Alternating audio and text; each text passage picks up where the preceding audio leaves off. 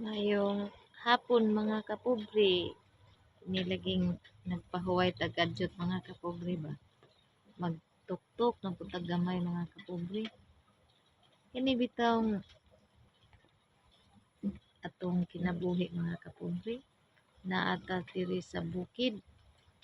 Tanom lang gid ta bisan unsa mga kapobre kay sa isa ka adlaw mga kapobre, tanom tag isa ka punuan lang gabi bisag unsa mga kapobre.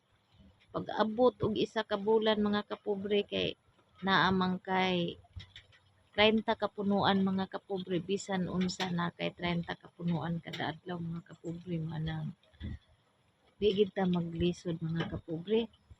Labi na aning mga lubi, saging. Ito na siyang itanong mga kapobre kay abot ang panahon matanda na ta mga kapobre.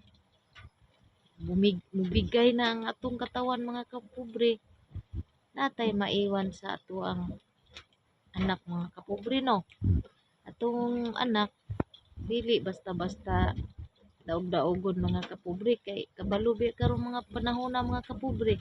Ang wala gyud roy mga kapasidad daog-daogon lang gyud mga kapobre bisan pagka relative nimo daog-daogon lang jud ka mao nang siguroon gyud nato bilin atong anak mga kapobre para kun wala na ta mga kapobre iyahay lang gyapon sila mga kapobre no.